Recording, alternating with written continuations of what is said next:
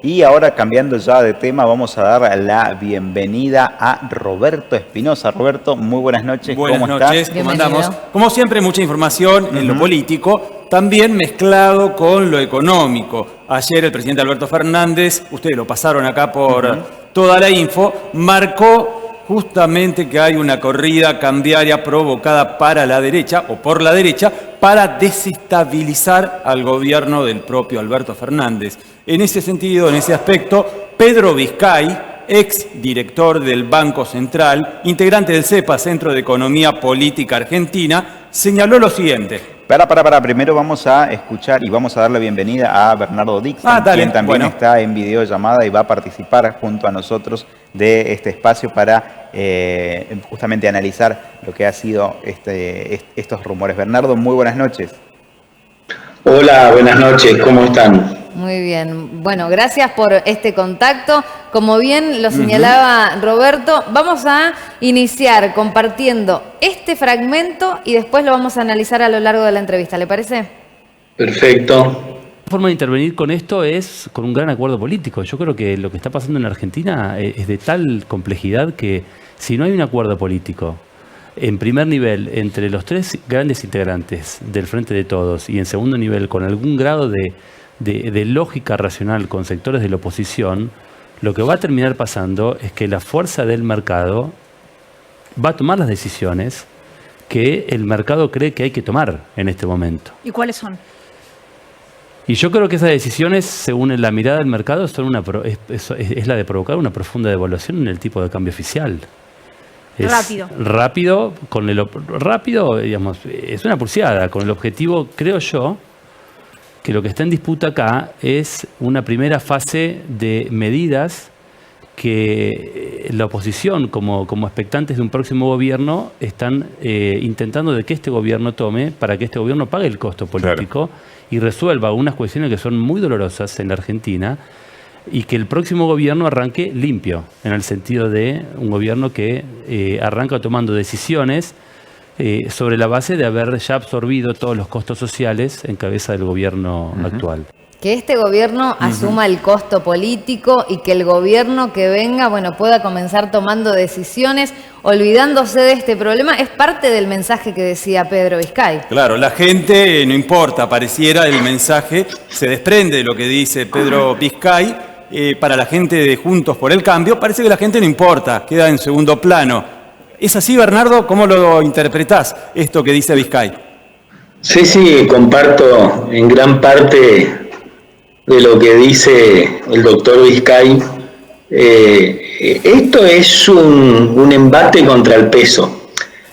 Contra el peso y fundamentalmente contra el gobierno, y él lo explica bien. Lo que están intentando es, están forzando una devaluación importante, de manera tal de que el tipo de cambio se acerque lo más posible a lo que vemos, a los valores que vemos que toma el mercado blue, que es un mercado muy chico, especulativo, donde se pueden juntar 5 o 6 personas con unos cuantos millones de dólares y hacen un desastre. Entonces, de manera tal que se produzca una devaluación tal que va a provocar fundamentalmente licuación de pasivos en pesos tanto del Estado como de los privados, cosa de que, él lo explica bien ahí, el próximo gobierno no tenga que hacer esa tarea sucia ni bien inicia su gestión. Y cuando estamos hablando del próximo gobierno, yo particularmente no hago especulaciones de quién puede ser, sino qué es lo que tendría que hacer o no. Yo creo que acá hay una cuestión clara, que estamos ante la presencia de un importante golpe de mercado, no hay dudas. Esto es lo mismo que le hicieron ciertos operadores a Alfonsín en el año 89, se lo hicieron al propio Menem hasta que puso en vigencia la ley de la convertibilidad, se lo hicieron a De la Rúa e inclusive se lo hicieron a Macri, ustedes recordarán, allá desde mediados del 2019 y antes también, a pesar de que Macri es un personero de estos mismos intereses que hoy por hoy están forzando al gobierno de Alberto Fernández a una devaluación. Ahora, por supuesto, a eso le tenemos que agregar. Estos días trascendió un comunicado de un broker de bolsa donde decía que una devaluación es inminente y los propios directivos de ese broker tuvieron que salir a desmentirlo, donde supuestamente eso había sido la apreciación de un oficial de negocios que se dirigía a algunos inversores particulares. Tenemos también, y eso es de público conocimiento porque lo denunció el propio delegado argentino ante el Fondo Monetario Internacional, donde 3 economistas del PRO, Sangleris, Laspina, y un nombre más y Lacunza, fueron directamente a pedir al fondo que le dejen de asistir a la Argentina con nuevos desembolsos, lo mismo que hizo Cavallo en su momento con Alfonsi. Bernardo, todo eso genera mucha incertidumbre y presiona sobre la cotización del dólar informal. Ahora, hay un tema. La autoridad monetaria, para poder defender un tipo de cambio, necesita contar con un suficiente stock de oferta. O la otra, necesita tener instrumentos, que también pasa por la disponibilidad de reservas, pero no únicamente reservas, sino mecanismos legales, para disciplinar a los mercados. Bernardo, el gobierno, a mi entender, no está haciendo ni una ni otra cosa. Claramente no dispone de un nivel suficiente de reservas y está suponiendo que en una política de buenos modales va a lograr que los grandes operadores dejen de especular. Bernardo, justamente a partir de esto que usted va marcando, ¿se puede llegar a pensar en un nivel de asepsia para la próxima gestión, entendiendo todo lo que ya está sucediendo respecto de corrimiento de precios? Usted mismo lo decía, la posibilidad de que 1 o 2 operadores con varios millones de dólares puedan desestabilizar prácticamente la economía cotidiana de un país. Entendiendo todos estos elementos, ¿qué tan fácil sería para el futuro gobierno empezar una gestión limpio? En realidad, vamos a suponer que efectivamente de aquí a fin de año o coincidente con las elecciones suceda, o sea, se verifique una importante devaluación. Obviamente, si esto va a estar cercano a las elecciones, va a ser un elemento para que el oficialismo vea disminuido su caudal de votos mucho más de lo que lo puede disminuir el desgaste propio de estos 4 años de gobierno, donde el gobierno tuvo que afrontar una pandemia tremenda, sí, ahora los efectos de una guerra y encima una sequía que le va a implicar a la Argentina un ingreso menor de 21.000, 22.000 millones de dólares, que no es poca cosa. Ahora, vamos a suponer que el nuevo gobierno, sea quien sea, entre con los deberes hechos, como se dice. ¿Y cuánto tiempo uno supone que le van a dar de oxígeno los llamados mercados al nuevo gobierno? Porque en definitiva esto tiene que ver con una puja distributiva no resuelta en la Argentina, no resuelta, o por lo menos una puja distributiva donde vemos que un sector muy concentrado de la economía va ganando esa puja. Y eso tiene que ver con una discusión de que en la Argentina nunca se cerró, que tiene que ver con el diseño del modelo de país, con la discusión de la centralidad estructural, de cuál va a ser el rol que va a jugar cada sector de la economía y cómo va a ser la distribución de la riqueza, cómo se va a generar la riqueza, cómo va a ser la distribución de la renta, y para eso, ¿qué tamaño de Estado necesitamos y qué sistema tributario necesitamos? Bernardo, vos sabés que el gabinete de Sergio Massa está insistiendo bastante para que el Fondo Monetario Internacional haga un sobregiro de dólares para nuestro país. ¿Qué puede llegar a ocurrir en el caso de que ese sobregiro del fondo no llegue? ¿Se puede quedar el Banco Central sin reserva de dólares? Y si esto ocurriese, ¿qué puede pasar en un marco de incertidumbre cambiaria, de corrida cambiaria? ¿Qué puede llegar a pasar en ese contexto? No, a ver, el hecho de que la Argentina no consiga renovar esta porción del acuerdo que se está discutiendo, que no consiga que exista un sobregiro, no significa que el Banco Central se vaya a quedar sin reservas. ¿Qué va a pasar con las escasas reservas de libre disponibilidad que tiene el Banco Central? Y eso depende de cómo sea el cuidado, por llamarlo de alguna manera, que haga el Banco Central. El Banco Central el año pasado, el anteaño pasado, prácticamente dejó en gran parte el colador abierto. Permitió que creo que en el año 2021 permitió que se importen aviones privados como nunca, con lo cual el Estado tiene que proporcionar dólares al tipo de cambio oficial a esos compradores, los cuales después lo realizan en el exterior, se hacen de los dólares, ingresan parte de los dólares y lo venden en el mercado negro. Maniobras de sobre o subfacturación.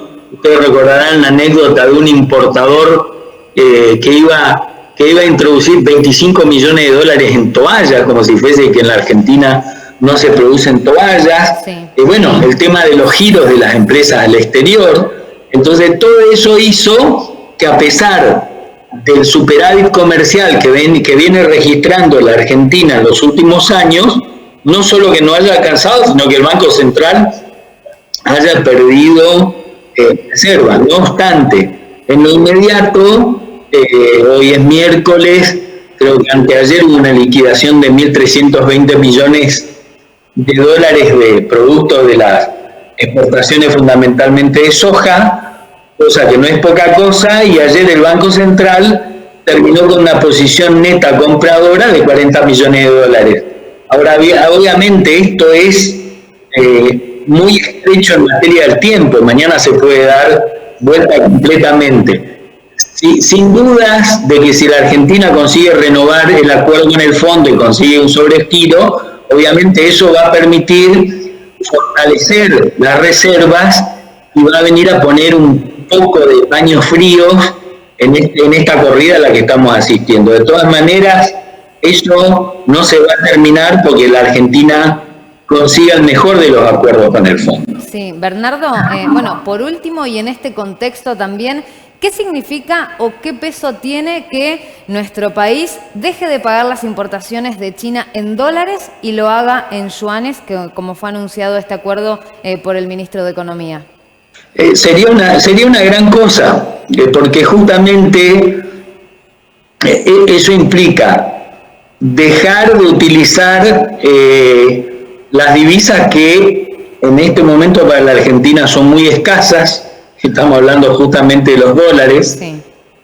Inclusive Brasil, que tiene cerca de 350.000 millones de dólares de reserva en su Banco Central, está haciendo un convenio con China para que las transacciones mutuas sean en yuanes. Es una gran cosa. Pero aparte esto tiene que ver con el escenario mundial, donde, si bien el dólar no va a perder su hegemonía de un día para el otro, pero lentamente el mundo, por llamarlo de alguna manera, lo están erosionando. Hay países del África que ya están haciendo sus intercambios comerciales fundamentalmente con China en yuanes o en otra moneda. Hace poco Arabia Saudita, que es uno de los exportadores mundiales de petróleo más grande, también hizo un convenio con China para que el petróleo que le venda,